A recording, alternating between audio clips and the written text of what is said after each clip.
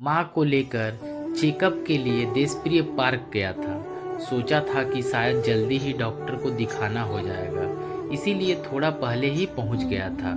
लेकिन सब कुछ हमारी सोच के मुताबिक तो नहीं चलता। डॉक्टर को दिखाकर वहाँ से निकलने में काफ़ी समय लग गया। घड़ी में तब 3:45 बज रहे थे। गाड़ी में बैठने से पहले मैंने ड्राइवर दादा से कहा, दादा काफ़ी देर तक बैठना पड़ा, कुछ खाएंगे? चलिए कुछ खा लेते हैं। उन्होंने कहा, अभी कुछ नहीं खाऊंगा, बस एक कप चाय पीऊंगा। आप लोग गाड़ी में बैठिए, मैं सही जगह देखकर गाड़ी रोक दूंगा, वही चाय पी लेंगे। उनकी बात मानकर मैंने कहा, ठीक है। चाय की दुकान देखकर गाड़ी रोक दीजिए, हम सब भी चाय पी लेंगे। यहाँ हम सब से मतलब माँ, मैं और मेरी बहन। बहन भी हमारे साथ गई थी। सातरागाछी पार करके जब गाड़ी कोना एक्सप्रेस वे पर पहुंची तो मैंने ड्राइवर दादा से कहा, दादा चाय नहीं पियेंगे? देखिए ना, आसपास कहीं दुकान है क्या? ड्राइवर दादा बोले, थोड़ा इंतज़ार कीजिए, धूलागढ़ टोल प्लाजा पार करने के बाद एक अच्छी चाय की दुकान है, वहीं चाय पियेंगे। उनकी बात के मुताबिक धूलागढ़ में उस चाय की दुकान के सामने गाड़ी पार्क करके उन्होंने कहा, चलिए चाय पी लेते हैं। चाय की दुकान पर देखा कि जबरदस्त भीड़ थी। शाम के समय लोगों को चाय पीने का जैसे अलग ही नशा होता है। लगभग 10 बार कहने के बाद हमें 4 कप चाय मिली। माँ और बहन गाड़ी में ही बैठी थी।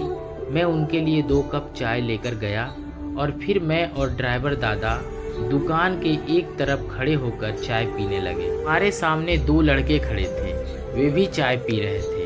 मैंने उन्हें इसलिए देखा था क्योंकि जब मैं चाय ले रहा था तभी उन्होंने भी चाय ली थी। चाय का कुल्हड़ हाथ में लेते हुए उनमें से एक ने कहा, पैसे बाद में दे दूंगा।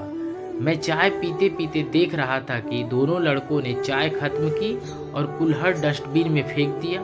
फिर एक ने दूसरे से पूछा, पैसे दिए? दूसरा बोला, छोड़ ना, पैसे देने की ज़रूरत नहीं है, चल भाग। उसकी एक दिन की चाय बेचकर जितनी कमाई होती है वह तेरी 10 दिन की कमाई के बराबर है। 2 कप चाय के पैसे नहीं देने से उसका कितना बड़ा नुकसान हो जाएगा। तू गाड़ी में बैठ।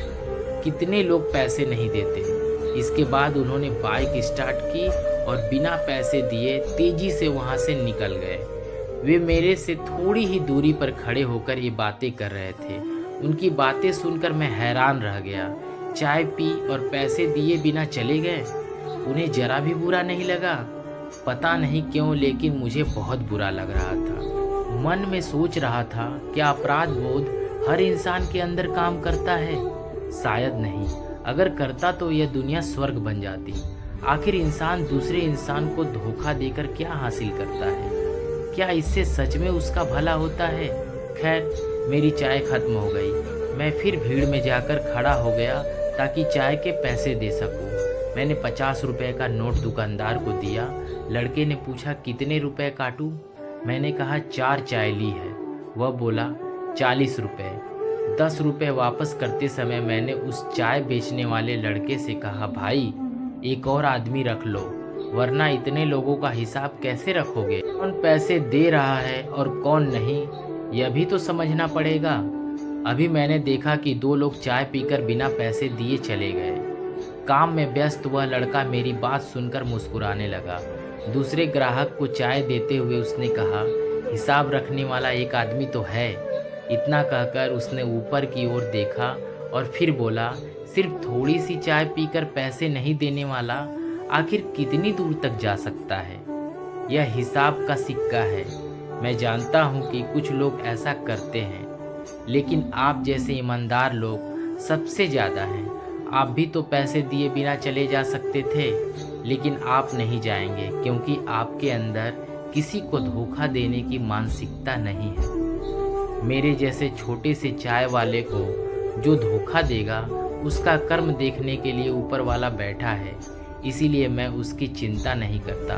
दादा, मैं अपने ग्राहकों पर विश्वास करता हूँ। विश्वास के सहारे ही तो दुनिया चल रही है। 2 कप चाय की कीमत सिर्फ 20 रुपये है। अगर कोई 20 रुपये के लिए किसी को धोखा देता है तो यह सोचकर ही मुझे हंसी आती है। मैं ईमानदारी से चलता हूँ। आप लोगों का आशीर्वाद और भगवान का आशीर्वाद मेरे साथ है। मुझे कोई भी ठग नहीं सकता। सच में विश्वास के सहारे ही तो दुनिया चल रही है, विश्वास के सहारे ही जीवन चल रहा है, विश्वास के सहारे ही इंसान जी रहा है। आखिर किसी इंसान को धोखा देकर कितनी दूर तक जाया जा सकता है? हिसाब का एक एक सिक्का कभी बेहिसाब नहीं होता। किसी की सच्ची मेहनत और परिश्रम को धोखा देकर भुलाया नहीं जा सकता। ऊपर एक शक्ति है जो एक दिन हर चीज का पूरा हिसाब समझा देगी। चाय बेचने वाले उस लड़के ने बिल्कुल सही कहा था। एक धोखेबाज ग्राहक के पीछे भागते भागते अगर वह अपना समय बर्बाद करेगा तो उसके हाथ से 100 ईमानदार ग्राहक निकल जाएंगे। इसीलिए उसे उन लोगों को समय देना चाहिए जो उस पर विश्वास करते हैं। लेकिन हम अक्सर इसका उल्टा करते हैं।